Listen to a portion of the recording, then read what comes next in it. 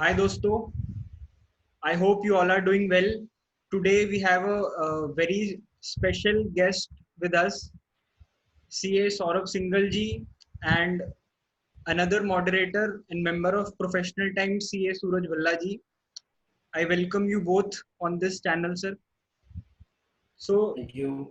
to just give a brief intro about Saurabh ji, his journey consists of 5 years work experience with Lakshmi Kumar and Sridharan. Then he has exposure with good GSTN as a knowledge partner with them. Then he was with Ernst and Young as an associate director for more than 2 years. He has been a regular faculty and deliberating on various platforms of ICI and various uh, business platforms. So I welcome you, Saurabh ji. Today he will be discussing upon the first appellate and first appeal under GST. So he will be discussing all the technical provisions, all the relevant provisions related to this under GST. So I'll not take much of the viewers' time, and over to you, Saurabh ji. Thank you, Aditya ji. Hello, everyone.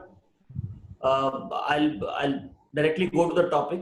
The topic today is first appeals under GST. First appeals, also called as commissioner appeals, also called as objection hearing authority, also called as first appellate authority, and so on and so forth. So we will discuss about the first appeals under GST. I'll just share my screen. You will be able to see the slides.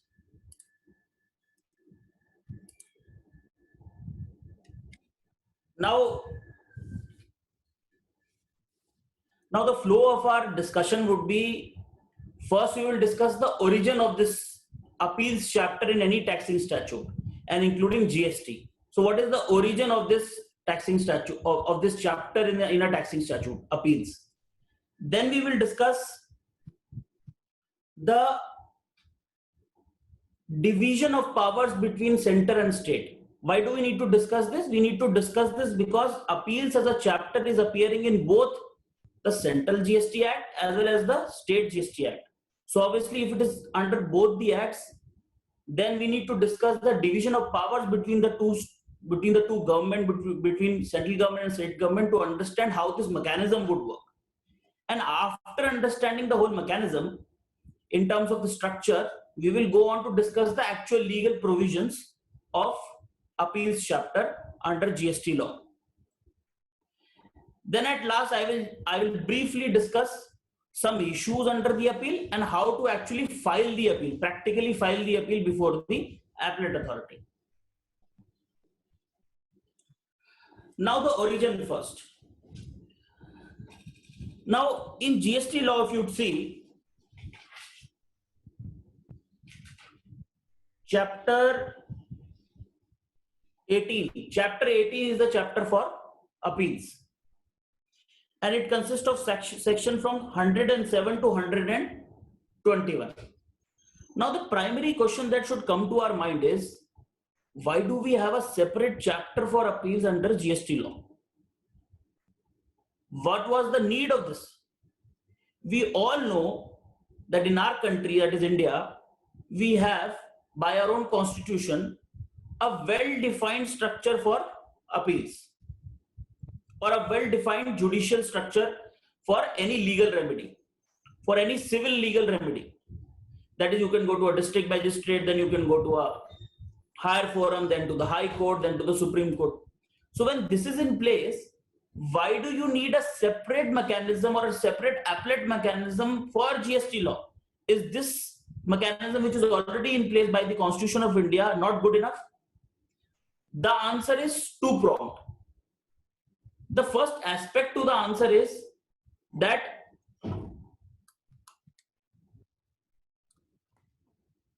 there is a section under GST law. That section is section 162 of the CGST Act. This section provides that, save as provided in section 117 and 118, no civil court shall have jurisdiction to deal with or decide any question arising from or relating to anything done or purported to be done under this act. So the act itself debars.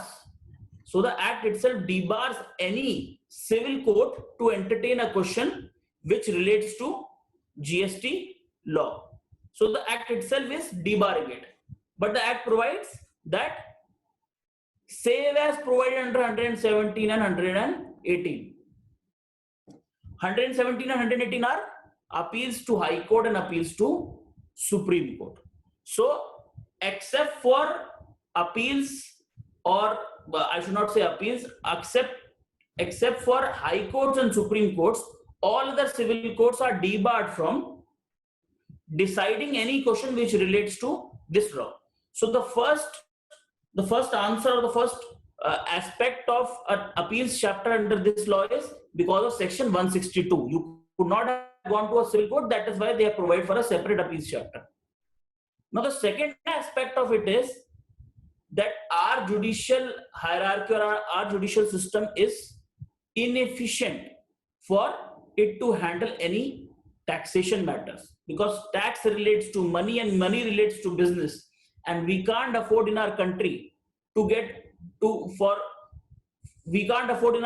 the business to suffer because of inefficiency in the judicial system. So in order to make the judicial system speedy and efficient, we have a separate appellate mechanism up to an high court level for taxing statutes. So this is the origin of appeals chapter. That is why the appeals chapter is there in GST law. Now we have to understand the division of power between center and state. Now let us understand the placement of appeals chapter under various statutes that we have under GST law. So we have the CGST Act, we have the IGST Act, we have the specific state SGST Act, or if concerning a union territory, we have the UTGST Act, and we also have the Compensation Cess Act. Now this appeals chapter is there in the CGST Act. It is also there in the SGST Act. It is also there in the UTGST Act. It is not as such there in the IGST Act and the Compensation Cess Act. These two acts borrows the provisions of CGST Act for the purposes of appeals. So this is the placement of appeals chapter under the GST law.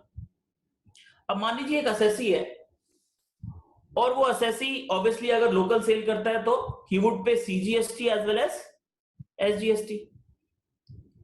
तो अब मान लीजिए उसका कोई assessment order हुआ और assessment order हुआ उसमें सीजीएसटी भी डिसाइड हुआ और एसजीएसटी भी डिसाइड हुआ, तो क्या वो सीजीएसटी की appeal central tax appellate authority को करेगा और एसजीएसटी की appeal state tax appellate authority को करेगा? क्या ऐसा होगा? If that be so, there will be a ruckus, there'll be a situation which is beyond control and business will suffer. So therefore obviously this is not the system. The system is one assessee, one authority. And for us to understand how this federal structure of taxation governance is handled between center and state in terms of appeals, we will have to understand the division of power between center and state in terms of assessee governance. Now this is the formula. This is no provision in law, but this is a formula decided by the GST Council. What is the formula? The formula is that assessees having turnover of more than 1.5 crores, 50% will be administered by central tax authorities, 50% will be handled by state tax authorities. And for assessees whose turnover is less than 1.5 crores, 90% of these assessees will be administered by state tax authority and 10% of them will be handled by central tax authority. Now, do we need to remember this one? There is no need to remember. Let's understand this concept and we will automatically remember this for our lifetime. Under the excise law, the threshold turnover used to be 1.5 crores. So only if your turnover is beyond 1.5 crores was there a requirement to register under the excise law. Any assessee who is registered under the excise law as a manufacturer would definitely be registered as a VAT dealer. So assessees who are beyond 1.5 crores were handled by or administered by central government as well as state government. That is why the ratio is 50-50. But assessees below 1.5 crores would either be service providers or traders of goods. Now, basically, this below 1.5 crores is basically traders, small traders. And traders obviously are administered only under the VAT regime, not under the service tax regime, which is controlled by the central government. So therefore, since majority of the people who had turnover less than 1.5 crores in the earlier regime, in the regime prior to GST regime, were handled by, were administered by, were governed by state tax authority. Today also in GST regime also the ratio is 90% to the state tax authorities and 10% to the central tax authorities. So this is how assessees have been divided between state and central tax authorities in order to come to a situation, an ideal situation of one assessee, one authority, so that one assessee is not governed, or in other words we can say harassed by two authorities. Now this is just the model, the ideal model that we emphasize in the GST law. Now how is this affected in terms of the provisions of GST law? Now what you see on your screen is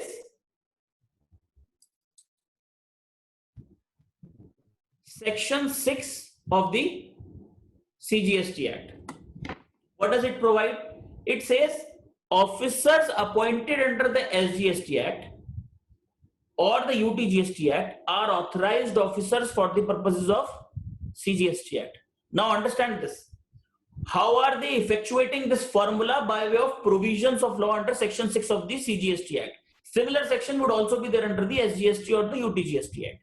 So what do they say? They say under CGST Act that जितने भी officers UTGST के होंगे या फिर SGST के होंगे उनको CGST का ऑफिसर भी मान लिया जाएगा.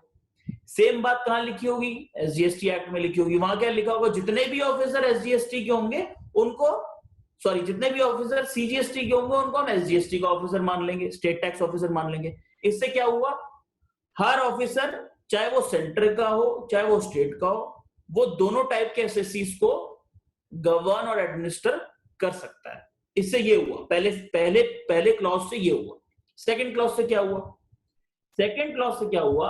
What do they write? They write where any SGST or the UTGST officer has initiated proceeding on a subject matter, no proceeding shall be initiated by the proper officer under the CGST Act. तो पहले clause से दोनों ही type के officers को दोनों type के एसएससीज के लिए पावर दे दी, और दूसरे क्लॉज से ये कह दिया कि अगर एक ऑफिसर के पास एक एसएससी है तो फिर दूसरे कॉरेस्पॉन्डिंग ऑफिसर के पास वो एसएससी नहीं होगा. कैसे? अगर एक SSC, suppose me, I am aligned to an officer of state. Now I cannot be aligned to an officer of the center. That is what they say. If I am aligned to a SGST officer, no center officer can initiate proceeding against me. तो इससे क्या किया? इससे अब मेरे लिए one SSC one authority कर दिया. नेक्स्ट ये क्या करते हैं? इस स्कीम को पूरी तरीके से इफेक्चुएट अपील तक लाना है. कैसे करते हैं? Then they write where any SGST or UTGST officer issues an order under SGST UTGST Act, he shall also issue an order under CGST Act. इसे क्या करना चाह रहे हैं? सपोज मैं एक एसएससी हूं और I am aligned to a state officer as per that formula. Now the state officer is only concerned about consolidated fund of the state. So what will he do? He will assess me only for state tax, and he is not worried about central tax because it will not go to his treasury. So therefore now they are mandating, in order for this formula to work effectively, now they are mandating this SGST officer to even assess me for CGST, mandating him, so that one assessee, one authority function may function effectively. So in 3 clause से क्या हुआ, एक mechanism जो कि envisaged था by way of a GST Council decision is now put into the terms of or wordings of law. Now, as per law, each assessee will be assigned to one officer. That one officer will only govern him. No other officer can govern him. No other corresponding officer can govern him. And that one officer who is governing him is responsible for his CGST as well as his SGST. And obviously, because IGST borrows CGST, that officer can also administer IGST. Now comes the clause that we were looking for us to understand the appellate mechanism. What does this clause say? This clause says any proceedings for rectification, appeal, revision, wherever applicable, of any order passed by CGST officer shall not lie before a SGST or a UTGST officer. So similar thing is also written in SGST Act. What is written in SGST Act? Any proceeding for rectification, appeal, revision, wherever applicable, of any order passed by SGST officer shall not lie before the CGST officer. So therefore, we can now come to a conclusion that if there is an order passed by an SGST officer, be it for CGST, be it for IGST, be it for CGST, be it for compensation cess, the appeal will go to the corresponding SGST appellate authority. And if an assessee's assessment order is passed by a CGST officer for any of the taxes, the appeal will go to the corresponding central tax appellate authority, irrespective of the type of taxes decided under the assessment order. So this is how the appellate mechanism would effectively work under GST law in consonance with the model of one assessee, one authority. We can understand this in a better fashion by way of this table. So what does this table provide? This table provides, if there is a tax assessment of CGST, who all can do it? An officer of CGST also can do it. An officer of SGST can do it, depending upon what type of officer you are assigned to. If there is an assessment of SGST, both officers can do it. If there is an assessment of IGST, both officers can do it. If there is an assessment of cess, both officers can do it, depending upon who you are assigned to. But if there is an appeal against the order of the CGST officer, then the appeal goes to only CGST officer. If there is an appeal against the order of the SGST officer, appeal goes only to the SGST appellate authority. And if there is an appeal by the order of the IGST officer, this question itself is incorrect. There is nothing like an IGST officer under GST law. We only have two types of officers: CGST officers, that is central tax officers, or state tax officers. You do not have IGST officers. You do not have a IGST appellate authority. They just borrow the central tax provisions. So effectively, you have only two types of appellate authorities: state appellate authority, central tax appellate authority. State officers, central officer. That is how it functions. Now, after understanding the mechanism, the structure within which this appellate remedy that we have has to function, let us first address a very basic question, which is relevant for us to move forward in this discussion about first appeal. What is the question? The question is, what is the difference between appeal? Because the act is using these terms. We just read out these words: appeal, rectification, review, revision. What are these words? How are they different from each other? Are they synonymous? Are they complementary to each other? Are they mutually exclusive to each other? What are their position? Let's first discuss appeal. What is appeal? Appeal is a statutory right. It goes to a higher forum, wherein you impugn or you doubt the order of a lower forum before a higher forum on procedural as well as substantive grounds. So you can take all types of grounds while you file an appeal. Then what is rectification? In contrast to appeal, rectification is filed before the same authority. You don't go for rectification before the higher authority. Rectification application goes to the same authority. In rectification, you can only ask for, your prayer can only be to the extent of correction of error apparent on the face of records. That is arithmetical errors, apparent errors. So that is how appeal is different from rectification. Now then, what is review? And this is the most confusing one, review and revision. Review, again, review is before the same authority. So much so that review is before the same officer. In case you file for a review, usually the person who is actually there in that position, who was actually there at that position at the time when the decision was passed, the original decision was passed, is made to hear the review. Review can also be on the substantive grounds, but only on the basis that something was missed out. So it can be on a substantive ground, but for the reason that something was inadvertently missed out. So you can file a review for that. So it is wider than rectification, but obviously narrower than appeal. Then what is revision? Unlike review, revision is by a higher forum.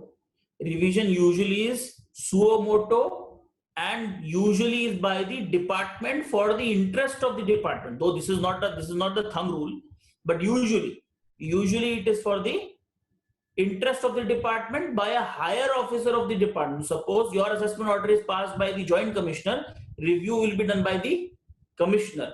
Now in this review, commissioner has powers to change your order, change the assessment order, modify the assessment order on a substantive grounds as well as on procedural grounds. So the powers are really wide for revision.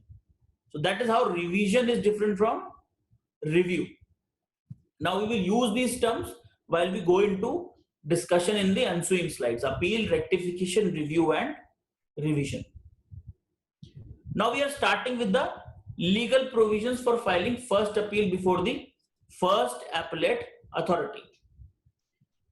The section concerned is section 107 of the CGST Act and many other incidental sections, and the rules concerned are Rule 108, 109 and 109 capital A of the CGST rules. That these are the provisions of law concerned with our discussion.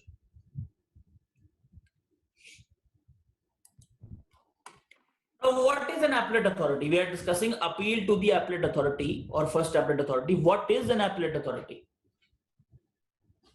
Appellate authority has been defined under section 2, clause 8 of the CGST Act. Appellate authority means an authority appointed or authorized to hear appeals as referred to in section 107. Fairly simple.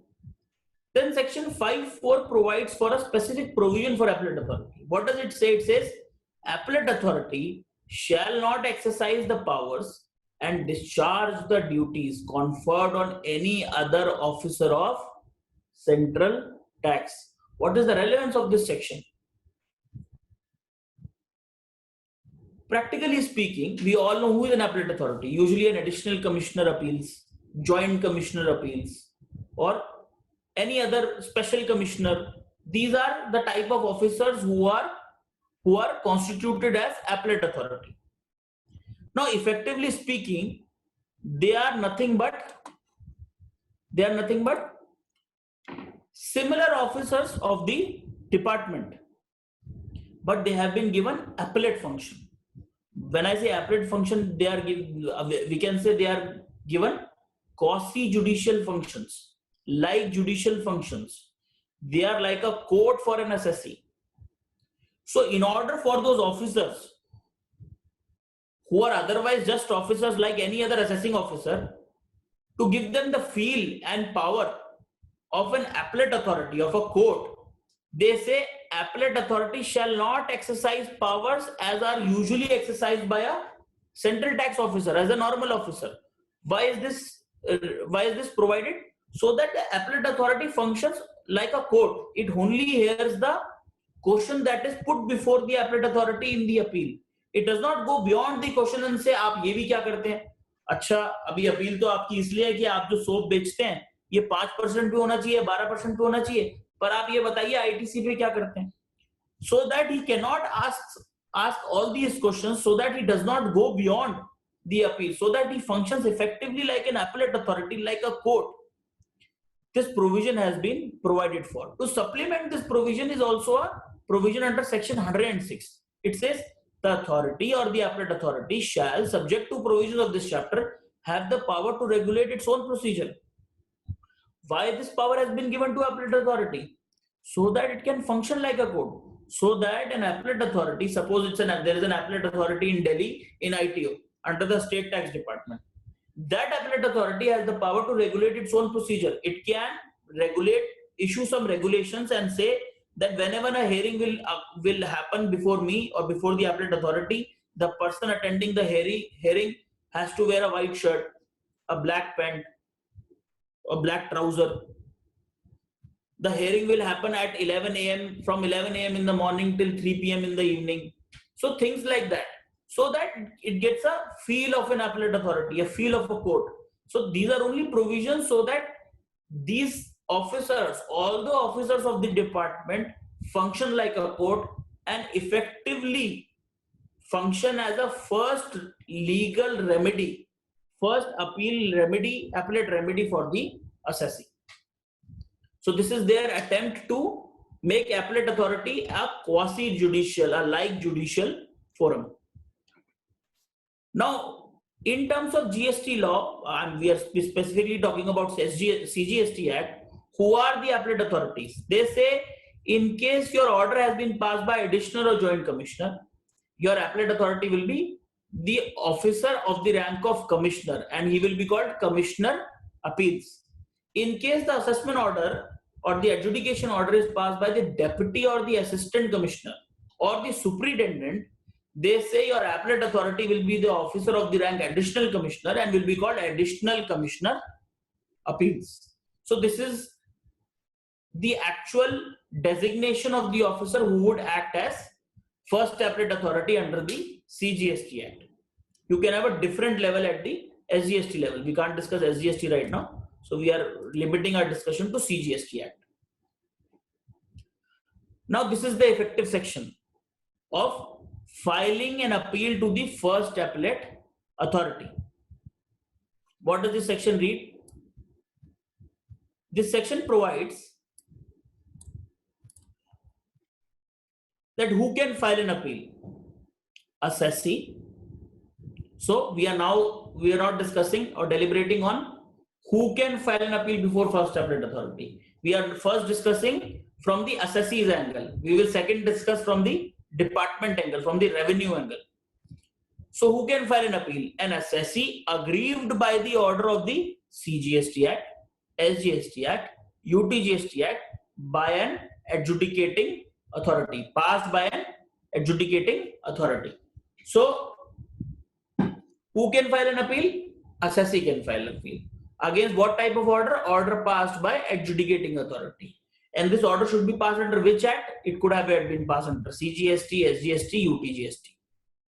Now the question comes that why SGST and UTGST as an act are mentioned under the CGST Act appeal provisions. So we are in the whole deliberation, we are only discussing provisions of CGST Act, and this is also one provision of the CGST Act, section 107, and this, while providing for the right to appeal, mentions SGST Act as well as UTGST Act. Why?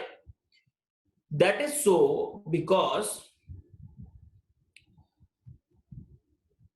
of the formula one assessee, one authority. In order for the first appellate authority, central tax, to hear appeal against order deciding even SGST and UTGST, this had to be mentioned, and that is why this is mentioned. So that there is one assessee, one authority. Now, what is the next provision for filing appeal? They say the appeal should be filed within 3 months from the date of communication of the impugn order. What is relevant here is not the date of the order, but date of communication of the order. We will discuss what is communication of the order. Then they say if you could not file appeal within 3 months from the date of communication, there is an extra 1 month condonation of delay allowed. तो 1 महीने तक delay allow कर देंगे हम. 1 महीने का delay हम condone करने की पावर रखते हैं. हम मतलब appellate authority कंडोन करने की पावर रखती है. Third, they say appeal should be filed in so and so form, either electronically. या तो अपील इलेक्ट्रॉनिकली फाइल होगी, मतलब जीएसटी कॉमन पोर्टल पे फाइल होगी, या अदरवाइज क्या होता है इलेक्ट्रॉनिक का, अदरवाइज क्या मैनुअली डिपार्टमेंट में पेपर जमा करा के. As may be notified by the commissioner. Now these words as may be notified by the commissioner, ये हम आगे डिस्कस करेंगे, ये थोड़े प्रॉब्लमैटिक है. इनसे एक प्रॉब्लम अराइज होगी जिसका हम सॉल्यूशन ढूंढने की कोशिश करेंगे. Then they say after you file the appeal, एक प्रोविजनल एक्नॉलेजमेंट आपको हाथों हाथ दे दी जाएगी. जैसे आपने अपील फाइल करी, तो जैसे मान लो आपने ऑनलाइन फाइल करी, हाथों हाथ एक प्रोविजनल एक्नॉलेजमेंट करके आ जाएगी. ARN नंबर होगा बेसिकली वो. उसके बाद वो बोल रहे हैं एक फाइनल एक्नॉलेजमेंट भी आएगी, पर वो within 7 days of filing the certified order in original copy. So they say for you to file an appeal, you should definitely or you have to mandatorily file a certified copy of the order in original. जिस order के against आप appeal file कर रहे हैं उसकी certified copy जमा करना जरूरी है, तभी आपको फाइनल एक्नॉलेजमेंट मिलेगी. नहीं तो आपकी एक्नॉलेजमेंट प्रोविजनल रहेगी. मतलब आपकी प्रोविजनल अपील ही फाइल हुई है, जब तक फाइनल नहीं होगी तो वो डिसाइड नहीं होगी, वो हेयर नहीं होगी, मतलब वो किसी काम की नहीं होगी. और उसके आगे आपको 7 दिन दिए. अब क्वेश्चन ये आता है सर्टिफाइड कॉपी की जरूरत क्यों है? सर्टिफाइड कॉपी की जरूरत इसलिए है कि अब आप दूसरे फोरम पे जा रहे हैं. आपकी एक फोरम ने ऑर्डर पास किया, आप एक दूसरे फोरम के पास जा रहे हैं और उस फोरम में उस ऑर्डर को लेके जा रहे हैं. अब वो दूसरा फोरम में जो हायर फोरम है एपलेट अथॉरिटी, वो कैसे बिलीव कर ले कि जो आप ऑर्डर लेके आए हैं वो ठीक है, आपने उसमें टेम्परिंग नहीं करी है. सो उसको सर्टिफाई कराना जरूरी है. तो जिस अथॉरिटी ने ऑर्डर पास किया उससे सर्टिफाई कराइए कि ये ट्रू कॉपी है. What is the certification of? Certification of true copy. And this certification is not self certification, it is certification by the officer, not self certification.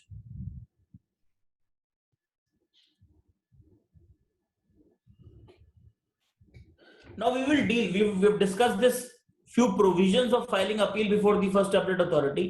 अब हम ये डिस्कस कर रहे हैं, कुछ इश्यूज डिस्कस कर रहे हैं कि क्या क्या इशू आ सकते हैं. In order for us to better understand these provisions. Provision तो हमने पढ़ लिए हैं, but for a better understanding we will challenge ourselves with some questions and maybe look for some answers and therefore better understand these provisions. पहला question क्या है? Question ये, whether appeal can be filed before first appellate authority against order of a advance ruling, against order of a anti profiteering authority. तो मान लीजिए आपने एक advance ruling file करी और advance ruling which is usually the case आपके against आ गई, फिर क्या आप उस advance ruling के अगेंस्ट first appellate authority के पास जा सकते हैं? The answer is no. Why is the answer no? Because provision provides that appeal can be filed only against an order passed by adjudicating authority.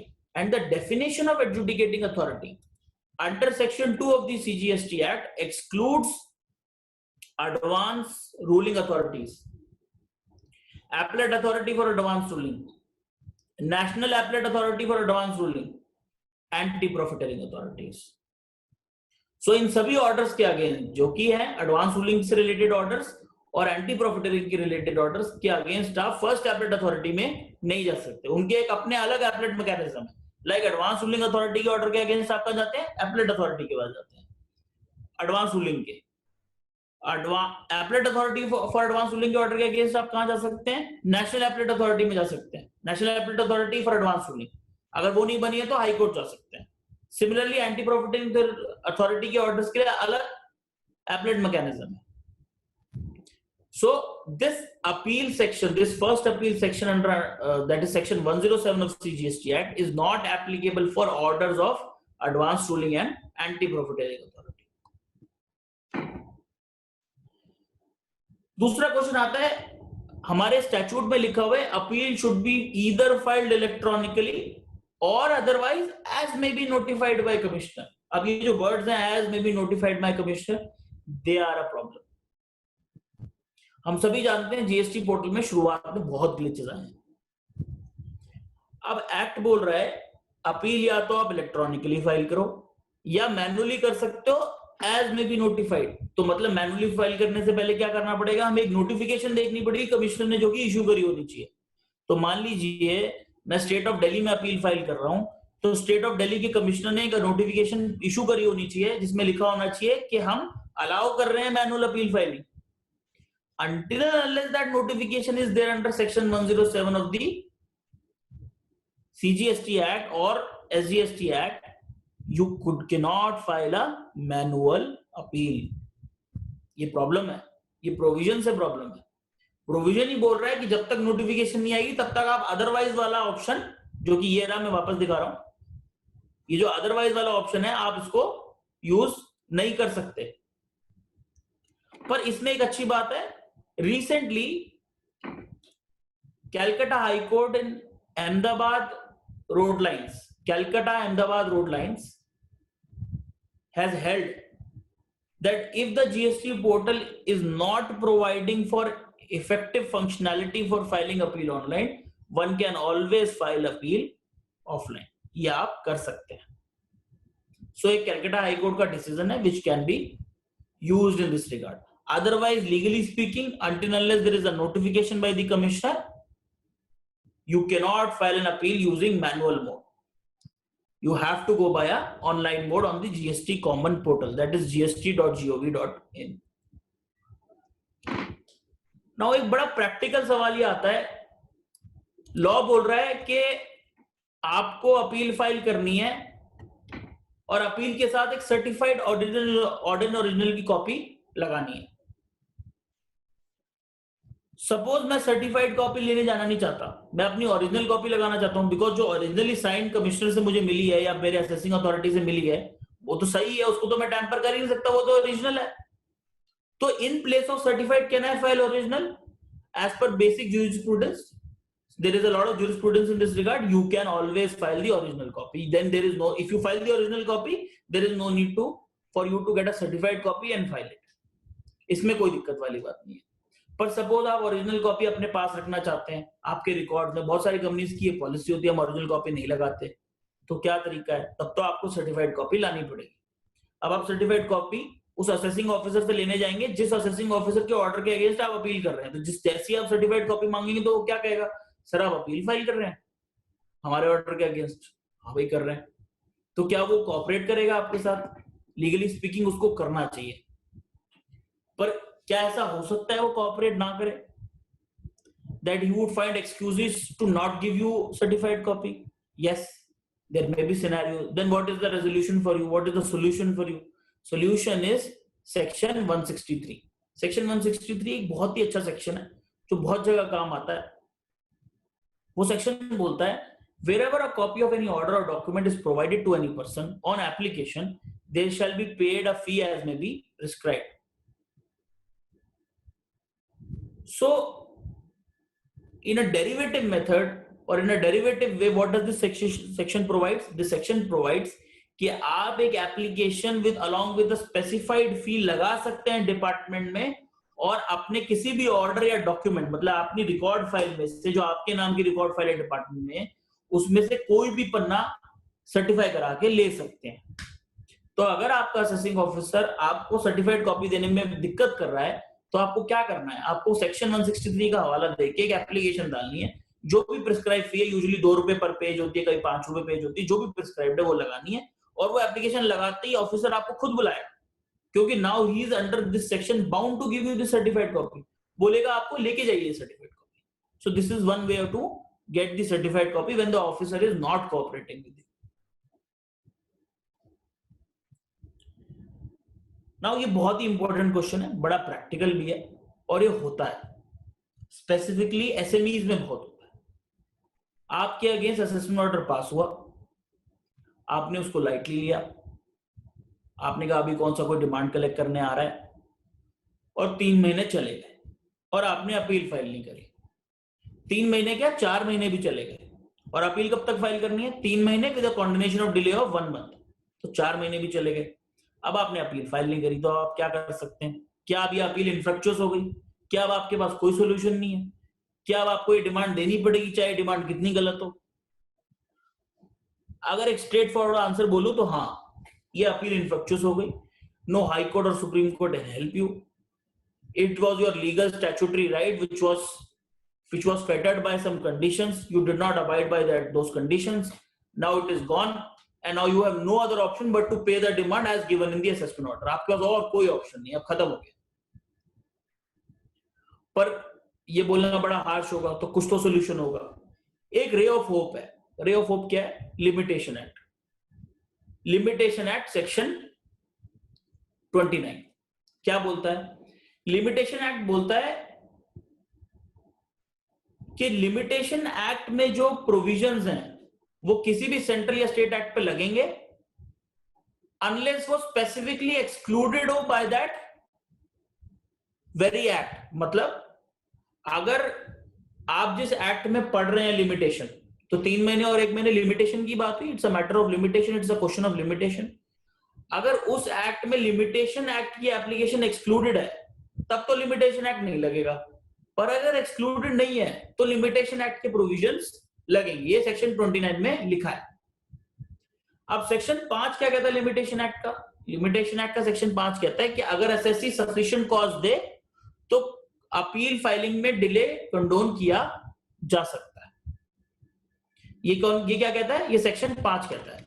पर section 5 के apply होने के लिए हमें पहले ये प्रूव करना पड़ेगा कि हमारा जो जीएसटी लॉ है वो लिमिटेशन एक्ट के प्रोविजंस को अप्लाई होने से एक्सक्लूड नहीं करता। अब ये कैसे डिटरमिन हो? ये ऐसे डिटरमिन होता है, I will give you an example. Suppose हमारे एक्ट में तो स्पेसिफिकली लिखा हुआ है, आप कुछ एक्ट्स में देखेंगे स्पेसिफिकली लिखा होता है कि limitation act shall not apply, तब तो बात ही खत्म हो जाती, तब तो सफिशिएंट कॉज नहीं लगेगा, तब तो जो भी एक्ट में टाइम प्रोवाइडेड है वो फाइनल है, खत्म हो गया। अभी एक्ट में ये नहीं लिखा, पर एक्ट बोलता है that appeal shall be filed within 3 months and no appeal shall be filed beyond 1 month after 3 months or no condonation shall be granted 1 month after 3 months, ऐसे करके wordings है। So no condonation shall be granted are words in the negative sense, which means they are, by writing these words they are excluding the application of limitation act, ऐसा कुछ judgements में बोला गया है। सो अगर आपके एक्ट में ऐसी कुछ लाइंस है, नेगेटिव लाइंस है, सो देयरफॉर आप पे लिमिटेशन एक्ट नहीं लगेगा, 3 महीना और 1 महीना फाइनल हो जाएगा। पर सपोज आपका एक्ट कहता है appeal should be filed with in 3 months and a continuation of 1 month can be granted. अभी कोई नेसेसरी एक्सक्लूजन तो कर नहीं रहा, बड़ी सिंपल सी वर्डिंग है, नेगेटिव वर्डिंग में नहीं है। In these cases you can still argue that limitation act will apply. However, one must consider, basis also the recent Supreme Court ruling in GlaxoSmithKline, courts अब इस बारे में बहुत ही स्ट्रिक्ट होते जा रहे हैं। कोर्ट्स अब बोल रहे हैं अगर आपके एक्ट में एक प्रोविजन है जिसमें अपील फाइलिंग का भी प्रोविजन है और कॉन्डोनेशन ऑफ डिले का भी प्रोविजन है, इसका मतलब है कि और कोई कॉन्डोनेशन का प्रोविजन नहीं लगेगा। हमने प्रोवाइड कर तो दिया एक्ट में 1 महीना, इसके अलावा कोई और नहीं लगेगा। This is also necessary exclusion. तो इन सबको ध्यान रखते हुए हम ये कह सकते हैं कि 3 महीने प्लस 1 महीने सेंट्रोसेंट है। बहुत मुश्किल है कि आप इस 3 महीने और 1 महीने के बियॉन्ड कोई अपील फाइल कर पाएंगे। अगर कर भी पाएंगे तो आपको हाईकोर्ट जाना पड़ेगा। You will be at the description of the high court. Based on the recent ruling you will most probably not get a relief. तो आपको ये बहुत ध्यान रखना है कि जब भी कोई ऑर्डर आए आपको उसकी अपील 3 महीने प्लस 1 महीने कॉन्डोनेशन ऑफ डिले के अंदर फाइल कर देनी है। अब ये 3 महीने कैलकुलेट कैसे होते हैं? वहां लिखा था 3 महीने कैलकुलेट होंगे from the date of communication of the order, जिस दिन ऑर्डर कम्युनिकेट हुआ। अब मान लीजिए डिपार्टमेंट आपको जीमेल से मेल करता है और ईमेल ही करता है सिर्फ ऑर्डर, कोई पोस्ट नहीं आती, स्पीड पोस्ट या रजिस्टर्ड पोस्ट या कोरियर कुछ नहीं आता, स्पीड सिर्फ ईमेल आया, आपके रजिस्टर्ड ईमेल आईडी पे ईमेल आया। क्या वो इफेक्टिव कम्युनिकेशन है? या मान लीजिए आपको ईमेल भी नहीं आया, आपके पोर्टल पे अपलोड कर दिया। पोर्टल कौन खोलता है? आपका सीए खोलता है। कब खोलता है? 11 तारीख को खोलता है, 20 तारीख को खोलता है रिटर्न भरने के लिए। क्या वो ये सब देखता है? उसको कोई मतलब नहीं, वो नहीं देखता। देखता भी है तो सीए का कोई आर्टिकल देखता है, मिस आउट कर देता है। तो फिर क्या ये कम्युनिकेशन होगी? और ये कम्युनिकेशन होगी तो बहुत मतलब this is very serious then.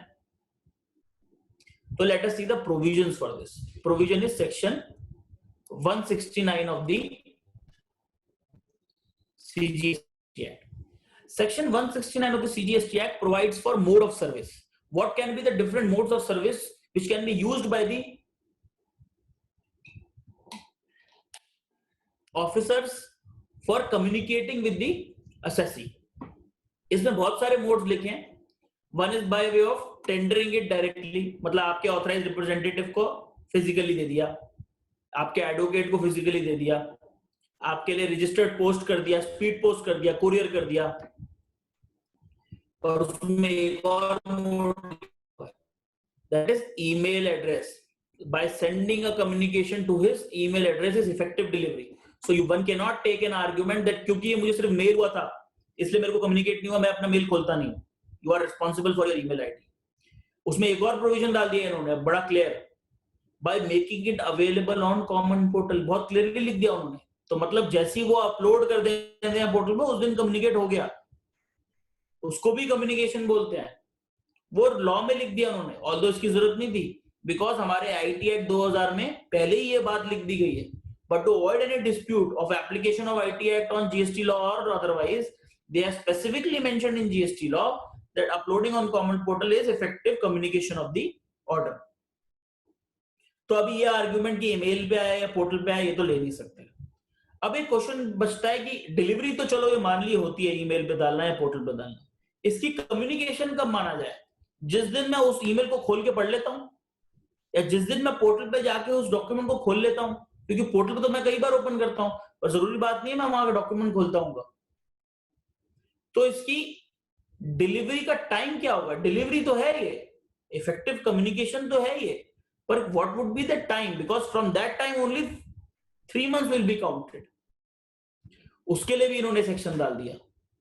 This section is for time of service. What does it say? It says every decision, order, summon, notice or any communication shall be deemed to have been served on the date on which it is tendered or published, or a copy thereof is affixed in the manner provided in subsection 1. So this subsection 1 is the section that we just read of mode of delivery. तो उन्होंने बोला जिस दिन आपने tender कर दिया, मतलब publish कर दिया, मतलब पोर्टल पे डाल दिया, उस दिन ही ये कम्युनिकेट की डेट भी हो गई, इफेक्टिव कम्युनिकेशन हो गई उस दिन से 3 महीने काउंट करने हैं। So now all your arguments of not receiving on mail, not receiving by post, but receiving on mails, not opening the portal, have not read it on the portal, my CA read it, I did not read it, are gone. You have to be very careful with your portal, your alerts on the portal, your email ID that you've given with the GST department, and emails coming from the GST department on that email ID. So this is effective communication under GST law. इसी date से 3 महीने count होंगे। अब देखते हैं कि और कौन अपील फाइल कर सकता है। अभी तक हम जो डिस्कस कर रहे थे वो था कि असेसी कैसे अपील फाइल कर सकता है। यूजुअली अपील असेसी फाइल करता है, पर इन अ फॉर्चुनेट सिनेरियो ऐसा भी हो सकता है कि अपील आपके फेवर में डिसाइड हुई हो। सॉरी, इन अ फॉर्चुनेट सिनेरियो ऐसा भी हो सकता है कि ऑर्डर आपके फेवर में डिसाइड हुआ, कोई असेसमेंट ऑर्डर हुआ हो और असेसमेंट ऑर्डर आपके फेवर में हो या पार्शियली आपके फेवर में हो। तो क्या उस केस में डिपार्टमेंट अपने उस ऑफिसर के ऑर्डर के अगेंस्ट अपील में जा सकता है? Answer is yes, even department can file a first appeal. So ये अपील फाइलिंग राइट सिर्फ असेसी को नहीं है, डिपार्टमेंट को भी, डिपार्टमेंट भी अपील में जा सकता है। सेक्शन क्या बोलता है? सेक्शन बोलता है the commissioner on his own motion or upon request from Commissioner of State Tax call for and examine the decision passed by the adjudicating authority under CGST Act, UTGST Act और SGST Act। ये इन्होंने upon request from Commissioner of State क्यों लिखा? क्योंकि अगर मैं assessee हूं और मेरा जो ऑफिसर है वो सेंट्रल टैक्स ऑफिसर है उस सेंट्रल टैक्स ऑफिसर ने कोई ऑर्डर पास किया जिसमें मेरे जो टैक्सेस हैं वो कम डिसाइड किए, और जो टैक्सेस कम डिसाइड किए वो स्टेट के टैक्सेस थे, तो सेंटर वाले को तो कोई चिंता नहीं है. So they say even the commissioner has to respond and act on the request of the state commissioner also, कि मेरे स्टेट के कमिश्नर ने बोला कि ये जो ऑर्डर आपने एसएससी के लिए पास किया जिससे हमारा रेवेन्यू खराब हो रहा है उसको देखो, और वो गलत है, उसके अगेंस्ट अपील फाइल करो, then my central tax commissioner will have to necessarily file appeal. That is why they have written on his own motion or upon request of the corresponding officer, because his interest is also there in that order, because it is one assessee, one authority. Then they say upon examination direct any subordinate officer to apply to appellate authority. Appeal shall be filed in so and so form, electronically or otherwise. Appeal shall be filed within 6 months. अच्छा, इनको time ज्यादा दिया है, 6 महीने, हमें 3 महीने दिया था. एज एसएससी हमें 3 महीने दिया, इनको 6 महीने दिया. क्यों दिया? ये जानते हैं इनकी एफिशिएंसी, इसलिए इनको 6 महीने दिया है. इनको भी कॉन्डोनेशन ऑफ डिले 1 महीने का दिया है. पर हम आगे देखेंगे, may be in the next scenario, in the next seminar we will see that इनको एक्चुअली 3 साल दिए हुए हैं. But for now we have to understand this. So they have been given time limit of 6 months plus COD of 1 month. फिर उन्होंने specifically लिखा है application shall be treated as appeal with authorised subordinate officer as the appellate. ये लिखने की जरूरत क्या थी? आप देखिए, सपोज आपका ऑर्डर पास किया असिस्टेंट कमिश्नर ने, आपके फेवर में किया, असिस्टेंट ऑर्डर की बात कर रहा हूं, आप ही के कमिश्नर ने उस ऑर्डर को देखा और देखा है तो मेरे असिस्टेंट कमिश्नर ने गलत पास किया है, हमें अपील फाइल करनी चाहिए. अब अपील में एक पेटिशनर होता है, एक रिस्पोंडेंट होता है, एक एप्लेंट होता है, एक रिस्पोंडेंट होता है. अब एप्लेंट कौन होगा? डिपार्टमेंट. अगर एप्लेंट कमिश्नर लिखोगे तो क्या आएगा? Before the joint commissioner appeals who commissioner versus the assessee. अभी अच्छा थोड़ी लगेगा कमिश्नर का नाम आ रहा है एप्लेंट में, before the joint commissioner appeals, उसके लोअर रैंक ऑफिसर का.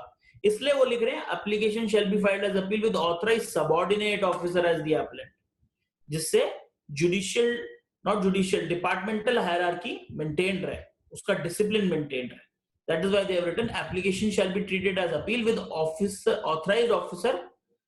subordinate officer as the appellant. So department can also file an appeal. Department has to act on the request of the corresponding department. That appeal can be filed within 6 months, and that appeal will be filed in the name of the subordinate officer in order to maintain departmental hierarchy.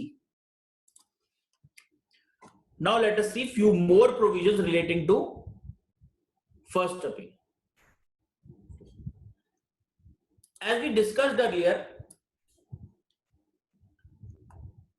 the right to appeal, including the right to first appeal of an assessee, is a fundamental right? No. It's a statutory right. Why do I call it statutory right? It is granted by a statute. Constitution में नहीं लिखा, fundamental right के chapters में नहीं लिखा हुआ है. ये एक स्टैट्यूट ने आपको राइट दिया है.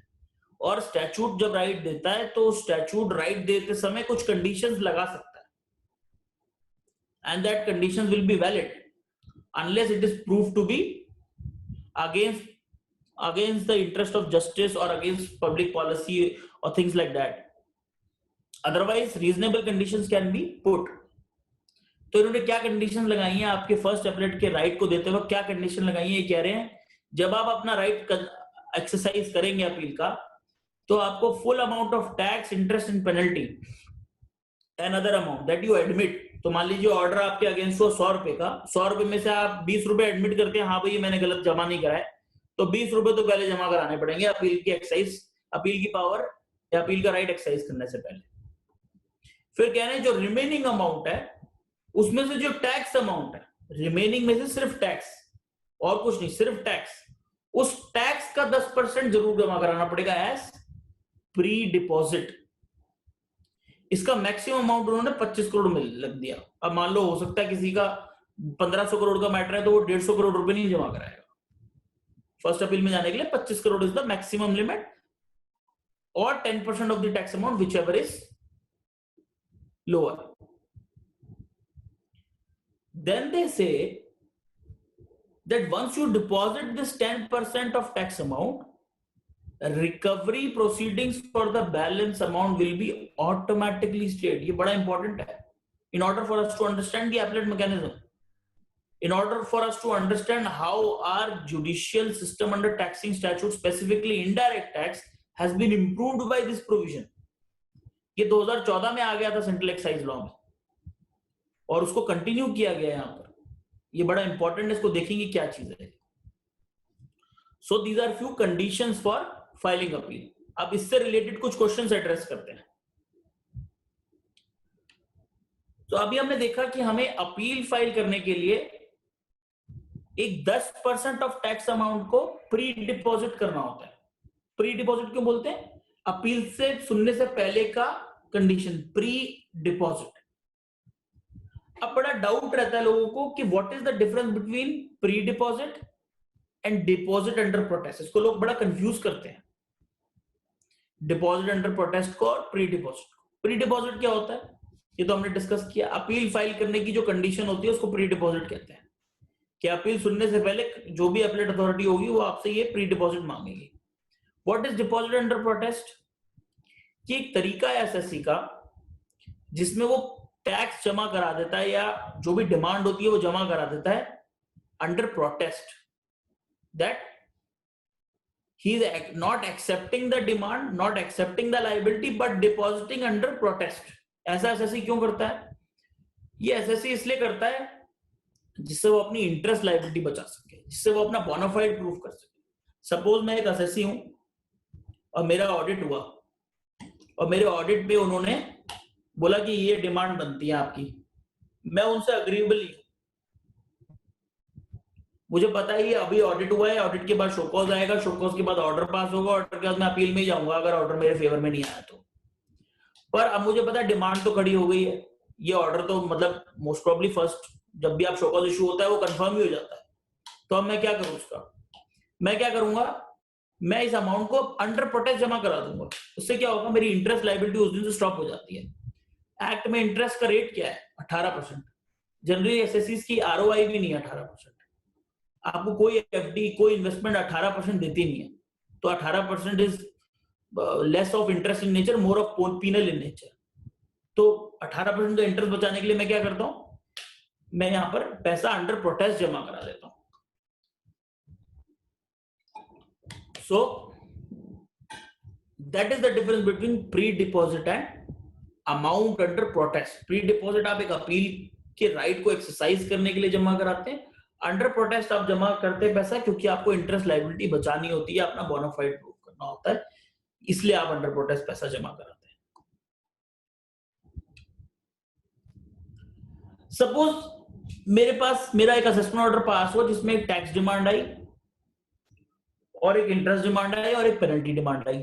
टैक्स से मैं I am okay with the tax demand, I agree with the tax demand, I deposited it. I am only aggrieved by interest और पेनल्टी. मैं उसको आर्ग्यू करना चाहता हूं, मैं उसी को फाइट करना चाहता हूं. मैं अपील फाइल करता हूं और डिस्प्यूट में क्या लिखता हूं, इंटरेस्ट और पेनल्टी. क्या मुझे कुछ प्री डिपॉजिट जमा कराना है? नहीं. प्री डिपॉजिट है 10% ऑफ टैक्स अमाउंट. अब जब मेरी अपील में डिस्प्यूट ही इंटरेस्ट और पेनल्टी का है तो मुझे कुछ भी प्री डिपॉजिट जमा नहीं कराना. So there is no pre deposit for appeals having no disputed amount as tax amount. Now that last clause that I was highlighting, what is the difference between waiver of pre-deposit and stay of recovery? हमारे appeal के provision में लिखा हुआ था as soon as you deposit 10% of the tax amount as a mandatory pre-deposit for hearing the appeals, balance amount recovery will be automatically stayed. ये लिखने की जरूरत क्या हुई? वो यही ये कॉन्सेप्ट है. दो कॉन्सेप्ट होते हैं. जब आपके अगेंस्ट असेसमेंट ऑर्डर पास होता है और उसमें मान लीजिए 100 रुपए की डिमांड आती है, तो अब होता क्या है, आप इस 100 रुपए की डिमांड को की अपील फाइल कर देते हैं बिफोर दी अपीलेट अथॉरिटी. और 100 रुपए की मान लीजिए पूरा टैक्स अमाउंट है तो आप 10 रुपए प्री डिपॉजिट जमा करा देते हैं. तो अपीलेट अथॉरिटी तो खुश हो जाती है, हाँ भाई 10% जमा करा दिया आपने, अब हम आपकी अपील सुन लेंगे. तो आप वेट कर रहे हो अपनी हियरिंग डेट की, कब आएगी मैं अपील में जाऊंगा. पर जो आपका असेसिंग ऑफिसर है जिसने ऑर्डर पास किया है वो क्या कहता है, वो कहता है आपके अगेंस्ट 100 रुपए का ऑर्डर है, 10 रुपए आपने जमा करा दिए, कोई बात नहीं, 90 रुपए और कराओ, क्योंकि ऑर्डर तो आपके अगेंस्ट है, स्टे तो आपको कोई मिला नहीं। तो इसकी वजह से एसएससीज क्या करते थे, एसएससीज अपील जब फाइल करते थे, अपील के साथ एक स्टे एप्लीकेशन भी फाइल करते थे कि जब तक मेरी अपील पेंडिंग है तब तक ये अमाउंट स्टे करो जी। तो अब ये पूरे जुडिशियल प्रोसेस में, पूरे एक जस्टिस के प्रोसेस में एक स्टेप ऐड हो गया कि पहले तो स्टे एप्लीकेशन सुनी जाएगी और फिर स्टे सुनने के बाद फिर नॉर्मल मेरिट पे रेगुलर हियरिंग होगी, जो मेरिट पे हियरिंग होगी। तो ये इससे हमारा जो जस्टिस था, जो or the whole system used to be delayed. So in order to prevent that they said जैसे ही आप 10% जमा कराओगे ऑटोमेटिक स्टे मान लीजिए, कोई असेसिंग ऑफिसर आपसे 90 रुपए मांग नहीं सकता। ये लिखते से ही क्या हुआ, लिखते से ही now there is no requirement of filing a stay application before the first appellate authority when you file an appeal। आपको स्टे एप्लीकेशन की जरूरत ही नहीं है, सीधा पहली बार जब अपील हियरिंग पे लगेगी मेरिट्स पे लगेगी। तो एक पूरा स्टेप हटा दिया सरकार ने, और इसकी जरूरत भी थी। जब आप खुद मान रहे हैं कि कोई अपील, कोई मैटर के अगेंस्ट अपील सुनी जा सकती है 10% पैसा जमा करा के, तो उस 10% के अमाउंट का फायदा ही क्या हुआ अगर आप एक तरफ 10% मांग रहे हैं, फिर असेसिंग ऑफिसर से कह रहे हैं तू जितना मर्जी मांग ले। जब ये ऑटोमेटिक स्टे वाला, so this similar provision was also there in the excise law, but ये ऑटोमेटिक स्टे वाली बात नहीं लिखी थी। तब केरला हाईकोर्ट ने पहले ही बोल दिया था कि जहां जहां एक्ट में मैंडेटरी प्री डिपॉजिट होता है 10%, 20%, 30%, वहां ऑब्वियसली बाकी अमाउंट स्टेड होता है, ऑटोमेटिक है वो, उसमें कोई लिखने वाली बात नहीं है। अगर मान लीजिए हमारे एक्ट में लिखा होता कि प्री डिपॉजिट सारा अमाउंट कराना है जब भी आप अपील फाइल करोगे, पर जो एपलेट अथॉरिटी है, that appellate authority can waive off that pre deposit, तब तो इस बात की कोई लॉजिक बनता है कि आप एक एप्लीकेशन डालेंगे अपील के साथ for waiver of pre deposit. पर जब आपने बोल ही दिया कि प्री डिपॉजिट पे कोई डिस्प्यूट ही नहीं, 10% जमा कराना है, चाहे आपका मैटर सुप्रीम कोर्ट की रूलिंग से कवर्ड हो, आपको 10% जमा कराना ही कराना है। जब ये बोल दिया है तो फिर 90% की अलग से एप्लीकेशन फाइल करने का फायदा ही क्या है, फिर आपने 10% बोला ही क्यों था। So based on that concept and borrowing from that Kerala High Court in the previous regime, they have specifically provided in this act that once you deposit 10% of the pre-deposit, there is no mandate, or there is no mandate to file a stay application, and there is automatic stay of recovery by the assessing officer.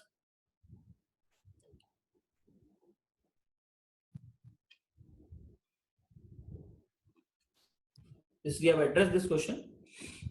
Now some more provisions in respect to appeal to first appellate authority. Now these provisions relate to adjournment. क्या बोल रहे हैं ये? They say maximum of 3 adjournments to each party will be permitted during the hearing. तो मतलब आप 3 बार ही adjournment ले सकते हैं, 3 बार आप ले सकते हैं, 3 बार डिपार्टमेंट ले सकता है। तो मतलब चौथी बार जब हेयरिंग शेड्यूल होगी तब वो डिसाइड होगी। अगर आप नहीं आएंगे, एडजमेंट मांगेंगे तो एक्स पार्टी हो जाएगी, पर होगी। सो this is obviously in line and in interest of justice that आपको ज्यादा एडजमेंट नहीं मिलेंगे, आपको 3 ही एडजमेंट मिलेंगे। फिर एक और प्रोविजन है जो कि स्पेसिफिकली लॉ ने प्रोवाइड किया, वो बोलता है the appellate authority may allow an appellant to add any grounds of appeal if it is satisfied that the omission was not wilful. तो ये एक प्रोविजन है फॉर मेकिंग द एसएससीज मोर डिसिप्लिन्ड। ये क्या कह रहे हैं कि जब आपको शो कॉज इश्यू हुआ था असेसमेंट लेवल पे, तब आपने अगर कोई ग्राउंड नहीं लिया और आप अपील्स में नया ग्राउंड ले रहे हैं, तो ये डिस्क्रिशन होगी एपलेट अथॉरिटी की, वो उस ग्राउंड को एक्सेप्ट करेगी कि नहीं करेगी। इससे क्या what do we derive from this, what do we infer from this, that whenever we file a reply to the show cause notice, we should be thorough enough, we should be vigilant enough, we should be active enough to take all grounds of appeal, because in the next forum it is the discretion of that forum to take any additional ground into consideration or otherwise. अब इसको और ज्यादा अच्छी तरह समझेंगे by again addressing some questions based on these provisions. ये एक example है, सपोज मैंने एक अपील फाइल करी और उस अपील का पर्सनल हियरिंग नोटिस आया मुझे, हियरिंग नोटिस आया मुझे, और उस हियरिंग नोटिस में लिखा है कि आपको या तो 2 में 2017 को आ जाओ, या 5 में 2017 को आ जाओ, या 10 में 2017 को आ जाओ। और जब मैंने इसके लिए एडजमेंट फाइल करी, मैंने कहा नहीं, मैं 2 से 10 तारीख तक तो किसी और कोर्ट में वेस्ट बंगाल में बिजी हूं, तो मैं तो नहीं आ सकता, please grant me another date of hearing. Does this mean that I have exhausted my 3 opportunities of adjournment? This one, taking adjournment against this one personal hearing notice, would that mean I have exhausted all my 3 opportunities for adjournment? No. There is a tribunal in favor of the assessor. Tribunal says that अगर एक ही notice में 3 deed दे रहे, that means only 1 opportunity has been given. It amounts to only 1 adjournment, not 3 adjournments. तो इस notice के against जब मैं adjournment लूंगा तो मेरी एक एडजमेंट मानी जाएगी, 3 एडजमेंट नहीं मानी जाएगी। Now regarding that question of additional ground, although the act provides that you can only take an additional ground on the discretion of the appellate authority, the jurisprudence provides to the otherwise. What does the jurisprudence provide? Jurisprudence provides that grounds are of 3 categories. One is a pure question of fact. Suppose आप कोई fact ही लिखना भूल गए। One is a pure question of, or one is a ground of law. Pure question of law. आप कोई legal ground लेना भूल गए, या आप कोई ऐसा ग्राउंड लेना भूल गए जिसमें मिक्स्ड क्वेश्चन है लॉ और फैक्ट का। jurisprudence बोलता है a pure question of law can be taken at any stage of the appellate process. आप किसी भी स्टेज पे ले सकते हैं, क्योंकि वो एक क्वेश्चन ऑफ लॉ ही है। कोई आप एक लीगल ग्राउंड ही ले रहे हैं, आप कोई फैक्ट्स नहीं ऐड कर रहे हैं, आपने फैक्ट्स नहीं छुपाए, आप एक लीगल ग्राउंड ले रहे हैं। लीगल ग्राउंड आप किसी भी स्टेज पे ले सकते हैं।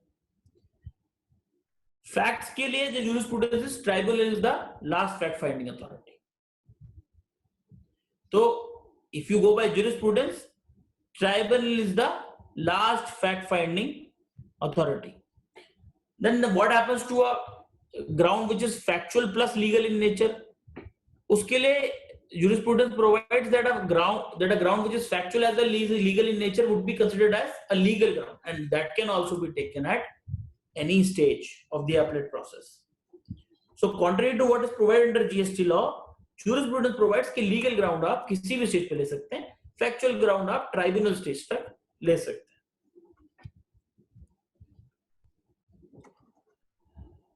Now up till now we have discussed how to file an appeal, who can file an appeal, what are the conditions to file an appeal, how will the hearing take place, how many adjournments will I get. अब हम discuss कर रहे हैं जब ये appeal hair हो जाएगी, discuss हो जाएगी, एडजुडिकेट हो जाएगी, तो किस टाइप के ऑर्डर्स पास हो सकते हैं, what are the powers with the commissioner appeals, the first appellate authority or the objection hearing authority or the special commissioner regarding these appeals. उसके पास पावर्स क्या है, वो क्या क्या ऑर्डर कर सकता है।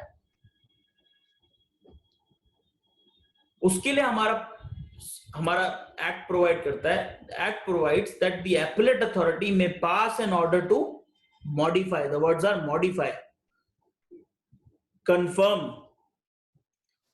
और एनल। तो 3 चीजें कर सकता है, या तो मॉडिफाई कर सकता है, या कंफर्म कर सकता है, या फिर annul the order passed by the adjudicating authority. उसके अलावा क्या बोलते हैं, they say but it cannot refer the case back to the original adjudicating authority. वो रिमांड नहीं कर सकता। इसका दूसरा क्या हुआ, रिमांड। वो मैटर को रिमांड करने की पावर नहीं रखता। So these are the powers of appellate authority. Now ये समझते हैं ये रिमांड की पावर क्यों हटाई है एपेलेट अथॉरिटी से, ये रिमांड क्यों नहीं कर सकता एपेलेट अथॉरिटी। अगर आज का जूरिस्प्रूडेंस पढ़ेंगे, इसके कुछ पुराने डिसीजंस पढ़ेंगे, तो आपको समझ में आएगा, you will get to know that ये पावर स्पेसिफिकली इसलिए हटाई है। पहले भी एक क्वेश्चन ऑफ डिस्प्यूट होता था, उसकी कुछ जजमेंट्स मैंने यहाँ लिखी हुई हैं, पर हम समझते हैं ऐसा क्यों किया है। क्या होता था, कमिश्नर अपील या फर्स्ट एपेलेट अथॉरिटी सभी ऑफिसर्स को अपना एक टारगेट होता है, एक डिलीवरी टारगेट होता है, तो इनको अपनी अपील्स डिस्पोज ऑफ करनी होती है अपने टेन्योर में, मैक्सिमम अपील्स डिस्पोज ऑफ करनी होती है। अदरवाइज भी लॉ बोलता है कि wherever it is possible so to do. Within 1 year एक अपील डिसाइड हो जानी चाहिए. तो इसलिए ये क्या करते थे, they whenever they are deciding on an appeal, they used to, these commissioner appeals used to decide the appeals by way of remand. उस अपील में कोई फैक्चुअल पॉइंट निकाला, उस फैक्चुअल पॉइंट के लिए बोला this factual point we can't look into, adjudicating authority has to look into, therefore we are remanding the matter. तो appeal भी डिस्पोज ऑफ हो गई, मेहनत भी ज्यादा नहीं लगी. So by this way they improved their delivery with no proper justice to the assessee. Assessee को तो कुछ justice नहीं मिला, उसको तो फिर अब वकील को फीस पे करनी पड़ेगी appellate authority, वो assessment authority के आगे, फिर वो कुछ गलत डिसाइड करेगा, फिर ये आएंगे appellate authority पे. अच्छा, इसको दूसरी तरीके से भी मिसयूज किया जाता था. कई बार जो assessment orders होते थे वो ill drafted होते थे by the assessing authorities. क्यों? क्योंकि वो लास्ट मोमेंट पे जब लिमिटेशन खत्म होने वाली होती है तब पास होते थे कि 5 साल में ऑर्डर पास करना होता है. असेसमेंट ऑर्डर 5 साल 31 मार्च को खत्म हो रहा है, 31 मार्च को असेसिंग ऑफिसर ने जो मन में आया लिख के और ऑर्डर पास कर दिया. अब उस ऑर्डर के अगेंस्ट आप अपील में गए हो, appellate authority knows this officer, appellate authority wants to protect the interest of the revenue. तो एपलेट अथॉरिटी क्या करेगी, that there is some factual error और there is some factual finding to be made in this matter and therefore I am remanding the matter for de novo consideration and assessment. तो इससे क्या हुआ, अब assessing authority को एक और बार power मिल गई और टाइम मिल गया आपको असेस करने का. तो ये मिसयूज हो गया. तो ये दो तरीके के मिसयूज बड़े वाइड थे और बड़े प्रेवलेंट थे among first appellate authority only, not tribunals but first appellate authority, because effectively they were officers of the department, they were joint commissioners, additional commissioners and commissioners, and they were in the habit of doing these things.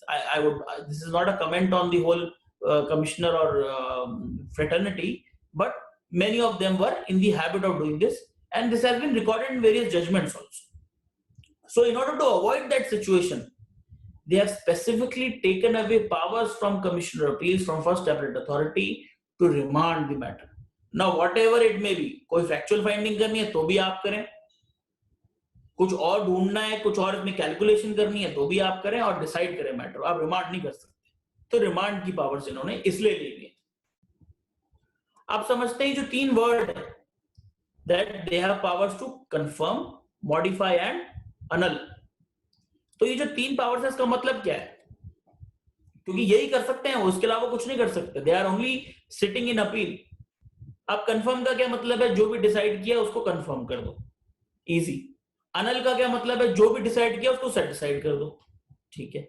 Modify का क्या मतलब है, modify का मतलब अगर आप देखोगे, जैसे I just cited Chambers dictionary है, they say the word modify is to moderate, to determine the mode, to change the form or quality, to alter slightly or to very.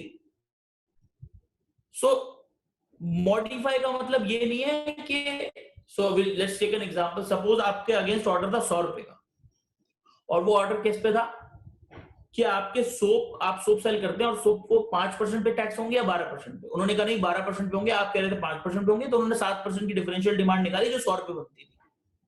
अब in the appellate powers, this appellate authority can confirm कि हाँ 12 लगता था, अनल नहीं 12 नहीं लगता था, 5 ही लगता था, या मॉडिफाई कर सकता है कि भाई इस टाइप के सोप पे 5 लगता था और इस टाइप पे 12 लग सकता था.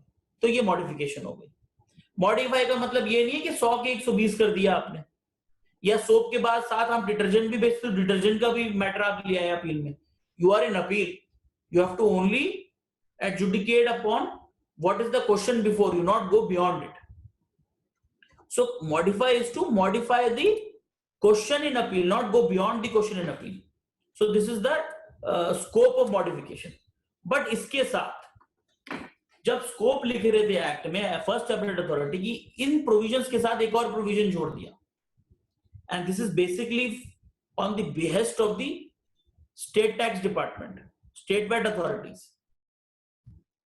क्या लिखा है, they say provided that if the appellate authority is of the opinion that any tax is not paid, short paid, erroneously refunded, or credit is wrongly availed or utilized, no order requiring the applicant to pay such tax or ITC shall be passed unless the applicant is given a show cause notice and proposed order is passed within the time limit of 73-74. Now by writing this provision, by providing for this provision, law क्या कर रहा है, law इस appellate authority को power दे रहा है to even adjudicate upon any other issue which involves short payment, non-payment, wrong availment, short availment, higher availment of credit.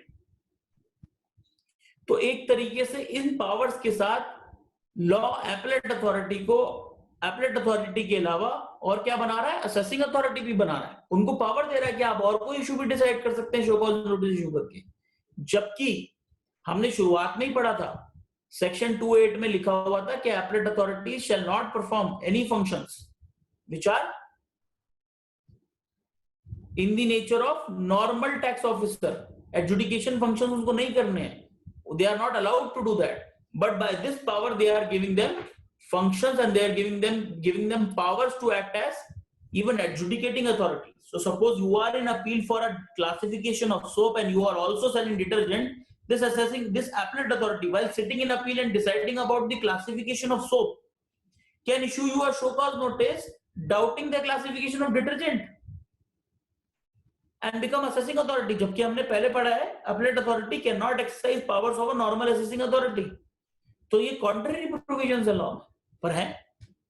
और state VAT authorities, state VAT schemes में होता था ये, appellate authorities beyond appeal जाती थी, उनको powers थी, center में नहीं होता था, because it's a summation of state and center laws. ये provision है, and how this will be interpreted by the court when this litigation will start is something to watch for.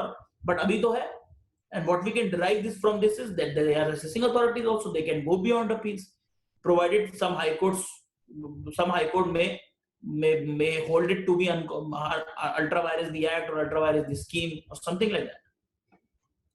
So this is the power of the first appellate authority. अब एक और provision बड़ा relevant है यहाँ पर. वो provision है provision regarding the time limit to decide the appeal.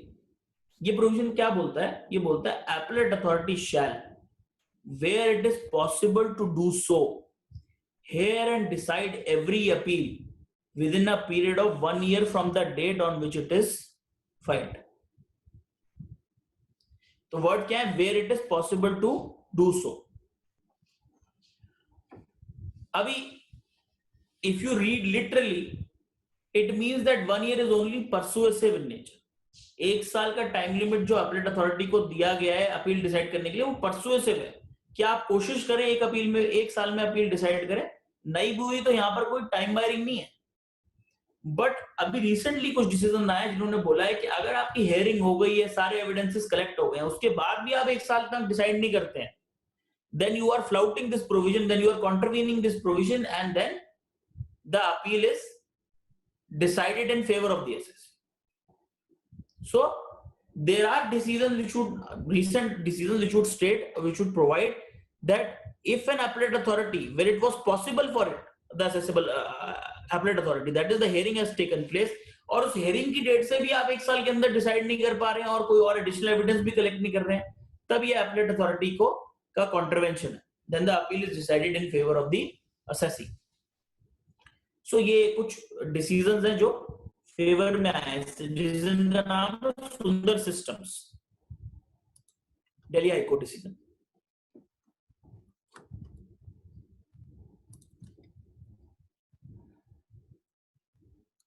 Now some last provisions regarding first appellate authority is communication of the order of appeal.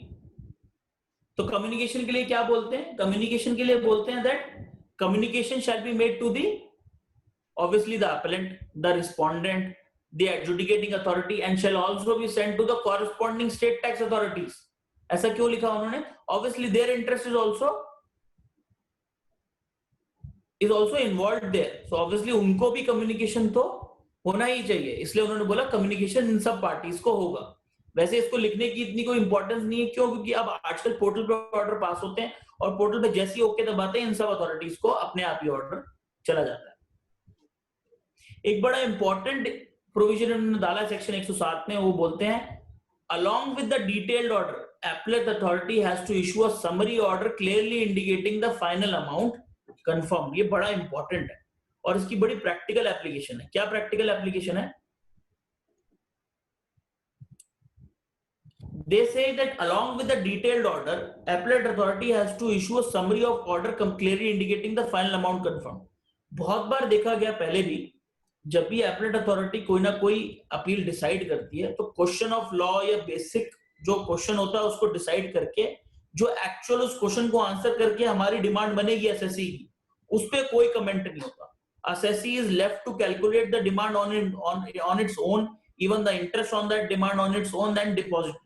तो उसको एडजुडिकेशन में फिर उसको वापस असेसिंग अथॉरिटी के पास जाना पड़ता है. वो अपनी फिर अपने use their own description which may be correct incorrect, and therefore it leads to a lot of confusion in the judicial system.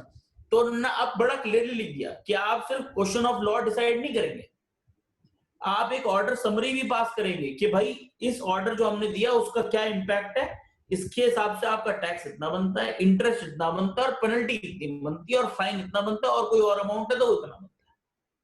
ये आपको अब लिखना पड़ेगा. ये समरी ऑर्डर आपको इशू करना है.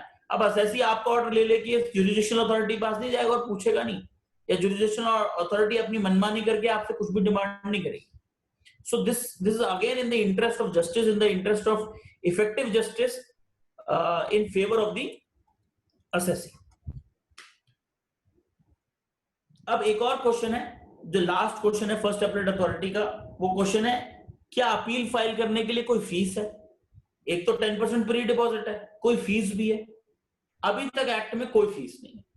When you go and file an appeal before the first appellate authority, there is no administrative fees that you have to pay. There is no fees that one has to pay for filing an appeal before the first appellate authority.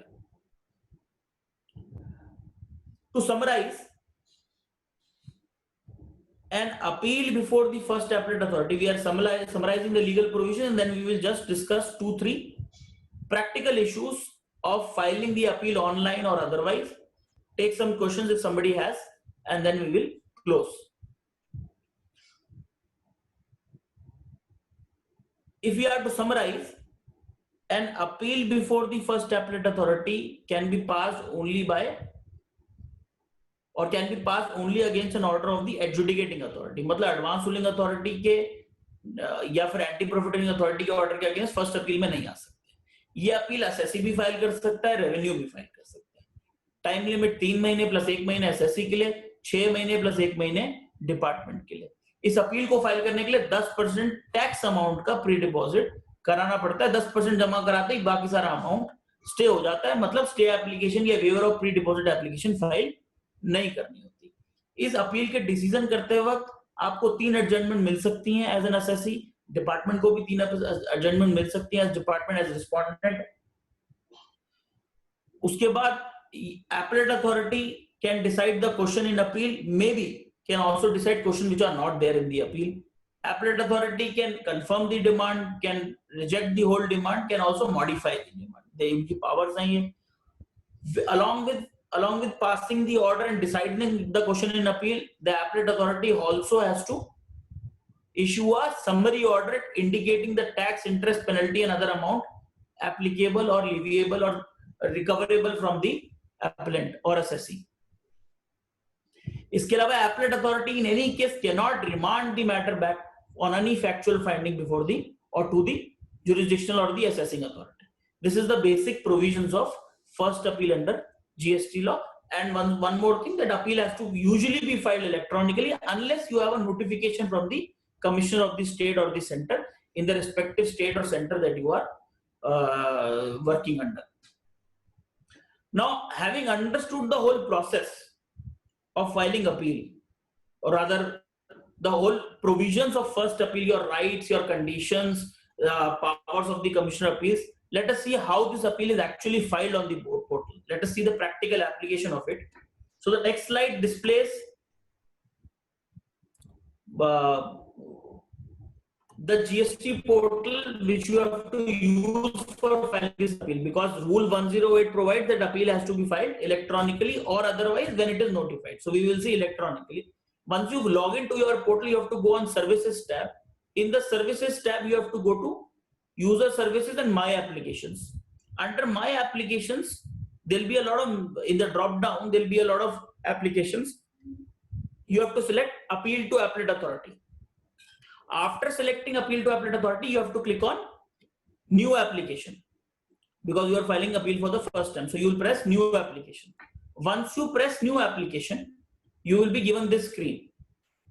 In this screen, in the order type, once you press on the drop down, there'll be 2 points. There'll be 2 drop downs in this, 2 options in this drop down.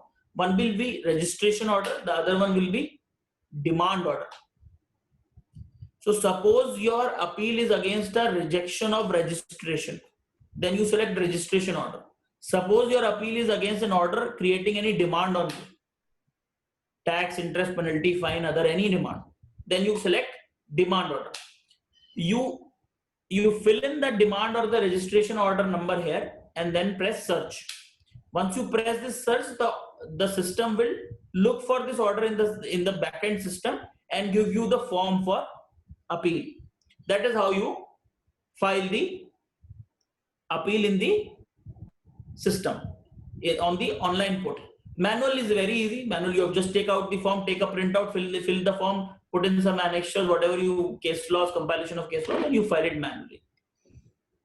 Now let us deal with some practical issues that I have personally faced as a practitioner while exercising my SSC's appeal right. कभी-कभी क्या होता है that आपका जो order होता है, जो assessing officer ने पास किया होता है, वो मैनुअली किया होता है. तो सपोज आप किसी स्टेट में हैं, वहां पर ऑफिसर्स इतने they are not very aware of the IT system, not very friendly with the IT system, and they are still passing orders manually. और वो मैनुअल ऑर्डर पास किया, मैनुअल फाइल नंबर लिखा, आपको ऑर्डर दे दिया assessment order. अब आप क्या करेंगे? आप अपील फाइल करने गए, आपने सिस्टम में इस ऑर्डर नंबर को डाला और वो सिस्टम ढूंढ ही नहीं पा रहा उस ऑर्डर को, बिकॉज वो ऑर्डर पास ही मैनुअली हुआ है. अब क्या करा जाए? इस केस में आपको क्या करना है? इस केस में आपको मैंने ये एरर का स्क्रीनशॉट भी डाला हुआ है, स्क्रीनशॉट में लिखा है आपको क्या करना है. ये स्क्रीनशॉट जब आता है, जब आप FAQs में जाते हैं on the GST and help desk, but मैं आपको बता देता हूं उसमें क्या करना है. You have to go to your jurisdictional officer who has passed the order and ask him for a electronic order number. वो आपको एक इलेक्ट्रॉनिक ऑर्डर नंबर देगा against that manual order number, and you have to insert that electronic order number and then may be file the appeal. So ये एक issue आता है जब आपका कोई मैनुअल ऑर्डर पास होता है. सेकंड, एक और इशू कई बार आता है.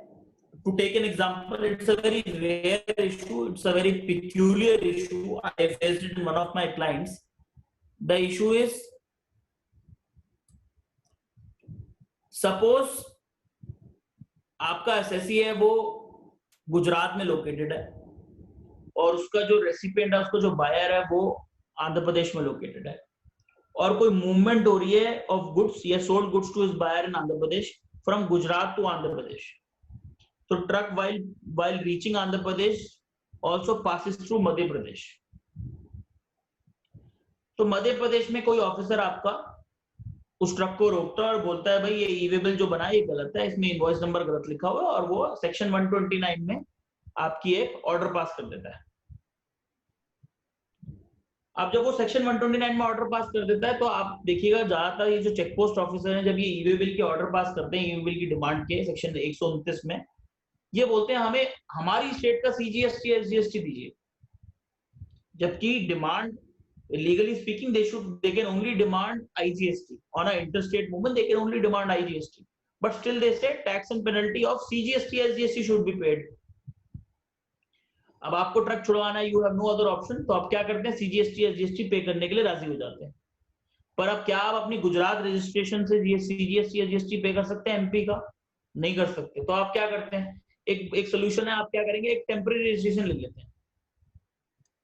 GST पोर्टल आपको टेम्पररी रजिस्ट्रेशन लेने की फंक्शनैलिटी देता है. तो आप MP में एक टेम्पररी रजिस्ट्रेशन लेते हैं, 5 में मिल जाता है. 5 में आपने रजिस्ट्रेशन लिया, CGST SGST MP का जमा कराया, ट्रक छुड़वाया, अब उसकी अपील फाइल करेंगे. अपील किसके पास फाइल होगी? ऑर्डर किसने पास किया? MP स्टेट टैक्स ऑफिसर ने पास किया है. अपील किसके पास फाइल होगी? ये भी गलती करते हैं लोग. अपील फाइल होगी MP state first appellate authority के पास, गुजरात में नहीं फाइल होगी क्योंकि आप SSC गुजरात के हो. नहीं, it has to be filed with the appellate authority of the state whose officer has passed the order. It is irrelevant that you are registered in Gujarat. It is irrelevant. It has to be filed as in MP. अच्छा, हम इस point पे थे कि आपने temporary registration ले लिया, अब आप ऑर्डर भी पास हो गया, अब आपको उसकी अपील करनी है, अब आप अपील ऑनलाइन फाइल करने जाएंगे।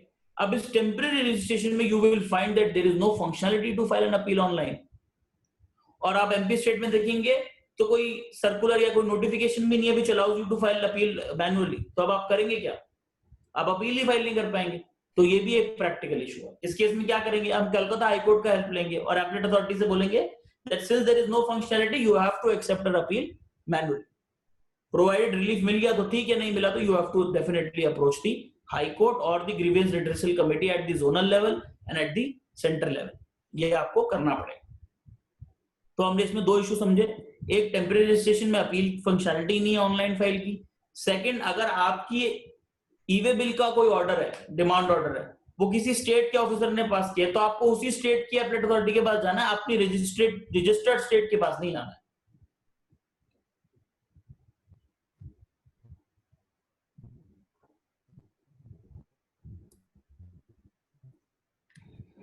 अच्छा, एक और इशू बड़ा आता है आजकल, लोग रिफंड फाइल कर रहे हैं, रिफंड रिजेक्ट भी हो रहे हैं। जब रिफंड रिजेक्ट हो जाता है तो अब फिर आप अपील फाइल करते हैं। आप अपील वाली फंक्शनलिटी वाले पेज पर जाते हैं, जो मैंने दिखाया था, ये रहा पेज। इस पेज में जब आप ड्रॉप डाउन दबाएंगे तो आपको दो ही टाइप के ऑर्डर का ऑप्शन मिलता है, डिमांड ऑर्डर और रजिस्ट्रेशन ऑर्डर। रिफंड ऑर्डर का कोई ऑप्शन ही नहीं है। तो रिफंड ऑर्डर का जब नंबर डालेंगे आप, तो ये रिकॉग्नाइज ही नहीं करता। फिर आप क्या करेंगे, as a natural obvious next step आप क्या करेंगे, जीएसटीएन में एक टिकट रेज करेंगे। आप टिकट रेज करेंगे तो आपको क्या आंसर आएगा, there is no functionality to file an appeal against refund order on the online portal. तो रिफंड ऑर्डर के लिए as of now you have to necessarily file appeal manually only. और as far as my practical experience goes, refund order के against manually appeal ज्यादातर jurisdictions appeal accept कर रहे हैं। At least 12 states I have experience myself, they are accepting manual appeals against refund orders। एक और बड़ा important issue आता है, ये भी ईवे बिल से रिलेटेड है। Why I am talking about e-way bills more than, because अभी लिटिगेशन ज्यादा ईवे बिल की ही स्टार्ट हुई है। तो ये क्या इशू है, ये इशू ये है कि जब आपका ईवे बिल का ऑर्डर पास होता है तो ऑफिसर आपसे क्या कहता है, ऑफिसर कहता है कि भाई इतना अमाउंट का टैक्स और इतना अमाउंट की पेनल्टी इक्वल अमाउंट जमा करा दीजिए। आप जमा करा देते हैं, you deposit that amount and then you get your truck released, and after that order is passed for tax and penalty, you appeal before the first appellate authority against that order। आप ऐसा usually ये process रहता है। आप उस वक्त तो tax और पेनल्टी अमाउंट जमा करा देते हैं, उसके बाद आप अपील के लिए जाते हैं उस ऑर्डर के अगेंस्ट। अब होता क्या है, ये जो पैसा आपने जमा कराया ये आपके कैश लेजर में पड़ा होता है। जब आपने ट्रक छुड़वाया तो आपने ये कैश लेजर में पैसा जमा कराया। Appropriately as per a circular issued under section 148 read with rule 138 of the CGST rules, officer को एक DRC 07 फॉर्म भरना होता है। जो डिमांड और टैक्स और पेनल्टी डिमांड आपके अगेंस्ट कंफर्म हुई है, उस डिमांड का DRC 07 जब वो ऑनलाइन भरते हैं, that amount, that liability gets populated in your electronically liability ledger, and then he has to appropriate that cash amount that you have deposited and lying in your cash ledger against that liability, and then the whole process gets completed। पर वो ऐसा करते नहीं है, वो बस cash ledger में पैसा देख के that is all that they do। That is the kind of awareness that we have today in terms of the officers in the state departments। तो अब होता क्या है, आप इस ऑर्डर के अगेंस्ट अपील फाइल करते हैं। अपील की नेसेसरी कंडीशन क्या है, हम सब जानते हैं कि क्या अपील की नेसेसरी कंडीशन है, 10% ऑफ टैक्स अमाउंट। अब ये अपील अथॉरिटी क्या बोलती है, आप 10% ऑफ टैक्स अमाउंट जमा कराइए। आप क्या बोलते हैं, नेचुरल आंसर आप क्या बोलते हैं, सर मैं तो पूरा टैक्स और पेनल्टी जमा करा के बैठा हूं, आप 10% बोल रहे हैं। तो वो बोलता है भाई ये स्टेट कंसोलिडेटेड फंड में तो आए नहीं है। तो आप कहते हैं वो मेरे कैश लेजर में पड़े, मैं क्या करूं। तो वो बोलता है मैं क्या करूं। So then there is a deadlock, आप करें क्या इसमें। तो वो बोलता है आप अपने जुरिसडिक्शन ऑफिसर के पास जाइए, उससे कहिए DRC 07 भरेगा। आप जुरिसडिक्शन ऑफिसर के पास जाते हैं, उसके हिसाब से डिस्पोजल हो चुका है मैटर का, वो कहता है आप मुझे तंग ना करें। और तो अब क्या होगा, तो अब आपके पास एक ही तरीका है, आप खुद से DRC 03 भरें। अब आप DRC 03 भरते हैं, 10% जो अमाउंट आपका पड़ा है, जो भी अमाउंट आपके कैश लेजर में पड़ा है, क्योंकि वो तो पड़ा ही हुआ है, जमा हुआ है, उसका 10% टैक्स का आप DRC 03 में वॉलंटरी पेमेंट में जमा कर देते हैं और अपनी अपील हेयर करा लेते हैं। हेयर करा के whatever is the fate of your appeal, you take your steps accordingly. तो ये भी एक इशू आता है प्री डिपॉजिट का in terms of appeal filing और handling first appeals. Now these were the practical issues in filing first appeal before the first appellate authority. With this, I think we can conclude our discussion on first appeal before the first appellate authority under GST law, unless we have some questions from the people who have joined in.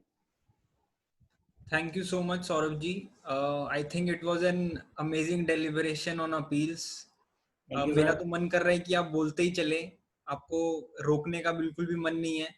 So you have very well covered all the legal, technical and moreoverly practical aspects related to GST, appeals under GST. So we have few questions of our viewers. So I would request Suraj to please ask few questions of the viewer. Suraj ji. Generally viewers की ये doubt रहते हैं, ये हैं कि जब practically case commissioner appeals पे dispose कराया इन जीएसटी डिपार्टमेंट, तो उसके बाद वो ऑर्डर शीट शेयर नहीं करते हैं. तो how can be manage such kind of situations? आप क्या लगता है, क्योंकि वो इम्पोर्टेंट तो है हमारे लिए भी और हमारे एसएससी के लिए भी, उसको कैसे मैनेज करें? अच्छा, तो सूरज जी क्या बोल रहे हैं? सूरज जी बड़ा एक प्रैक्टिकल एस्पेक्ट टच कर रहे हैं. वो एस्पेक्ट क्या है कि जब भी आप किसी कमिश्नर अपील्स के सामने जाते हैं किसी हियरिंग के लिए, तो आपने नोटिस किया होगा उसका जो रीडर होता है कमिश्नर अपील्स का, या commissioner appeals himself is sitting there with a long legal size sheet which is green in color with a margin in the left, that is called order sheet, and there he records your submissions. And many a times these hearings would prolong to 2 hearings, 3 hearings, 4 hearings, and during the hearings you would submit various evidences which you might not have mentioned in your appeal papers, or which might not have been acknowledged otherwise by way of a stamp and signature by the commissioner appeals or his reader. तो अब इस case में क्या करें? अब आपकी वो जो ऑर्डर शीट है जिसमें रिकॉर्डिंग है कि ये सब आपने जमा कराया, बड़ी इंपॉर्टेंट हो जाती है. And now it is an evidence for you to go before any higher forum when the order is against you. तो ये बड़ा इंपॉर्टेंट है, आपको चाहिए. अब आप जब आप मांगते हैं तो obviously department being department you may not get it in the most cooperative manner. वैसे अगर आप legally speaking it is their duty and your right to ask for it, it is their duty to give it to you, a copy of that, right there and then. But वो usually ऐसा देखा गया नहीं देते हैं. उस case में आप क्या करेंगे? Again you go to section 163 which provides that you can ask for any document or order in your record file by paying a prescribed fee. आप उस एप्लीकेशन को लगाइए, आपको फोन करके वो खुद बुलाएंगे और ऑर्डर की कॉपी देंगे. और सौरभ जी, इन दिनों में काफी एसएससीज ने जैसे कि रिटर्न्स फाइल करी हुई हैं, लेकिन उनका यहाँ पे ऑर्डर आया बेस्ट जजमेंट असेसमेंट के, शोकॉज नोटिस पहले रिलीज हुआ, फिर सीधा ऑर्डर आ गया और उसमें उन्होंने बोला कि आपने रिटर्न फाइल नहीं करी, तो उसने बेस्ट जजमेंट असेसमेंट कर दी. और वन ऑफ दी एसएससीज की मेरे को भी आई थी क्वेरी, डिमांड भी was also very heavy, it was up to ₹1 crore, more than 1 crore. तो उस केस में अब क्या करें? ऑर्डर तो इशू हो गया, अब the only I can file appeal. So क्या 10%, 10% of that demand amount मुझे जमा कराना पड़ेगा? और what should we do now? क्योंकि 10 lakh is also a heavy amount for us, for the SSCs. Correct. And even we are regular tax filers. The SSC is a regular tax filer, he is a regular return filer, but department ने गलती से एक order issue कर दिया जिसमें उन्होंने demand raise कर दी. तो इसके against कैसे appeal file करें without paying that 10%? सूरज जी बड़ा एक अच्छा क्वेश्चन है ये सूरज जी बोल रहे हैं कि डिपार्टमेंट कई बार अपने टारगेट रीच करने के लिए और due to many pressures which can not be named here क्या करता है? बेस्ट जजमेंट असेसमेंट कर देता है. सेक्शन 62 में बेस्ट जजमेंट असेसमेंट कर देता है, बोलता है आपने रिटर्न नहीं फाइल करी, पिछले 6 महीने से आपकी बेस्ट जजमेंट असेसमेंट कर रहे हैं, and we based on the industry average we think that your turnover should be 10 crore 15 crore whatever is the amount, and based on that उस पे इतना टैक्स लगता है और आप ये जमा कराएंगे. अब आपके पास क्या ऑप्शन है? आप लेके अपील जाएंगे तो उस अमाउंट का भी 10% जो टैक्स का अमाउंट है उसको 10% जमा कराना पड़ेगा, वो मैंडेटरी है. तो आपका पहला क्वेश्चन है क्या ये मैंडेटरी है? क्या मैं कोई ग्राउंड ले सकता हूँ या कोई एप्लीकेशन फाइल कर सकता हूँ बिफोर द एपेलेट अथॉरिटी के सर ये तो बिल्कुल ही ग्रॉस इनजस्टिस है, highly incorrect order is there and it is harassment to me and therefore this should be waived off. unfortunately there is no provision in law wherein you can file an application for waiver of a mandatory pre-deposit of 10%. ये mandatory, the word mandatory holds true to its stance and you cannot ask for a waiver of it. तो अब करें क्या? 10% जमा कराएं? Sir देखिए, एक बार तो आपको 10% जमा कराना ही पड़ेगा, फर्स्ट अपील में जाना चाहते हैं और रिलीफ लेना चाहते हैं, ये हमारे आगे मैंने बोला स्टैट्यूटरी राइट है, स्टैट्यूटरी राइट के अपने फेटर्स होते हैं, अपनी कंडीशंस होती है, ये कंडीशन है आपको अवॉइड करनी पड़ेगी. If there is really gross injustice to you, if you are really confident, if your client is really brave enough, you should definitely knock the doors of your state high court. They are the head of the state.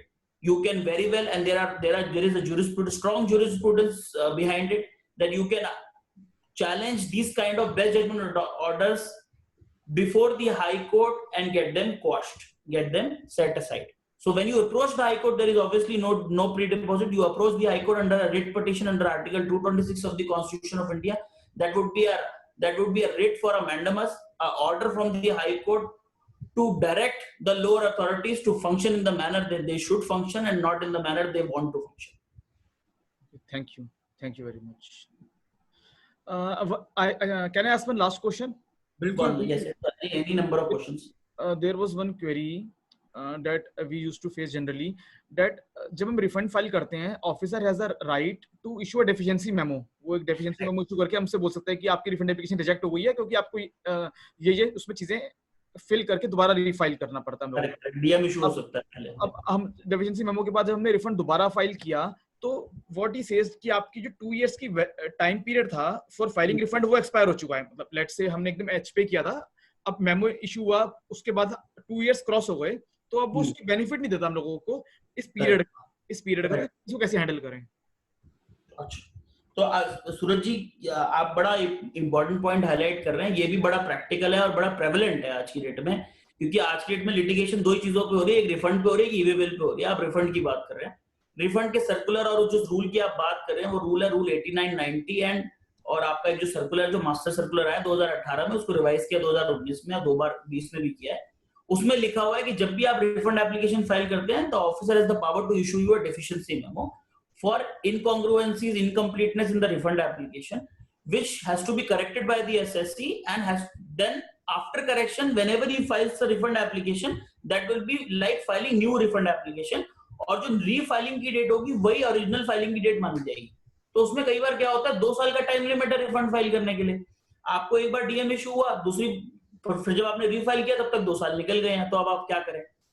अब एक तो तरीका है कि ठीक है reject करा लें, रिजेक्ट तो होना ही है आपको पता है, क्योंकि सर्कुलर के अगेंस्ट डिपार्टमेंट नहीं जा सकता. As per Ratan melting and various other decisions department is bound by the circular. Circular में लिखा है कि आपको नेक्स्ट रीफाइलिंग डेट लेनी है तो रीफाइलिंग लेनी है, डिपार्टमेंट कुछ नहीं कर सकता. His hands are bound. However you may treat him, you may help him, you may not help him, he will not help you. तो आपके तो अगेंस्ट में ऑर्डर आने ही वाला है, फिर आप क्या करें? ठीक है, अब आप फर्स्ट अपील में चले जाएंगे. रिफंड का ऑर्डर है तो प्री डिपॉजिट का तो कोई मतलब नहीं है, तो चलो आपको और तो कोई बात नहीं, आप अपील में चले जाएंगे. अब फर्स्ट अपील में भी यूजुअली क्या होता है, वो स्टिल कोई सर्कुलर का हवाला देगा, बोलेगा I am bound by the circular, although legally speaking he is a constitutional authority and based on supreme court decision in the case of Ratan melting and all and many others, a circular which is against the provisions of law is ultra virus and it is not binding neither on the department nor on the SSC, and commissioner of appeals can decide in your favor, but it is more likely than not that he will not decide in your favor, and effectively if at all you will get a relief only in the tribunal and most probably in the high court. तो अब इतना सारा litigation face करें तो उससे अच्छा आप एक सिचुएशन ये भी कर सकते हैं कि जब आपको पता है ऐसा सर्कुलर आ गया है और ये आपके कई एसएससीज के साथ होगा, तो आप किसी भी एसएससी के टैक्स प्रैक्टिशनर फेडरेशन एसोसिएशन में जाएं, या जैसे आप प्रिंटर्स के एसएससी हैं आपके पास जाते तो उनके प्रिंटर्स एसोसिएशन पे जाएं, प्लास्टिक वाले हैं तो प्लास्टिक एसोसिएशन पे जाएं, उनको इकट्ठा करें, क्योंकि आप सिंगल एसएससी का रिट लेके जाएंगे हाई कोर्ट में ज्यादा इफेक्टिव नहीं होता. आप एसोसिएशन लेके जाएं और सर्कुलर को चैलेंज करें 226 में और बोले ये बिल्कुल ही this is grossly ultra vires to the law and then get it quashed. उसके बाद तो फिर सोल्यूशन आपने सभी एसएससीज के लिए सोल्यूशन कर लिया. और इसमें एज अ प्रैक्टिस भी मैं बोलूंगा कि आप एक बार ऐसा डिसीजन ले आएंगे तो मतलब it will be very good for your practice as well as for the SSC. तो मतलब इसका सोल्यूशन तो हाई कोर्ट ही है. आप उस लेवल पे जाएंगे, फर्स्ट अपील सेकंड अपील, तो वो तो हर एसएससी के लिए करना पड़ेगा आपको, क्योंकि असेसिंग ऑफिसर तो आज की डेट में सर्कुलर के सामने ट्राइब्यूनल का ऑर्डर भी नहीं मानते, तो वो दिक्कत है. Okay, thank you. for showing the path. Thank you very much. Thank you, Suraj ji. Thank you, Saurabh ji. Thank you, So, sir. Saurabh ji, thank you for your valuable time. I would definitely request you to please come up with more such issues under GST. So, by this channel, we can spread your knowledge to all our viewers. So, thank you for your valuable time. Now, to all the viewers, I would Thank you. request you to please subscribe our channel for getting regular updates on GST and other burning issues related to our profession. Thank you so much. Thank you. Thank you, Aditya ji. Thanks, Aditya. Thank you Thank so you. much. Thank Thanks, you, Suraj. Suraj. Thank you.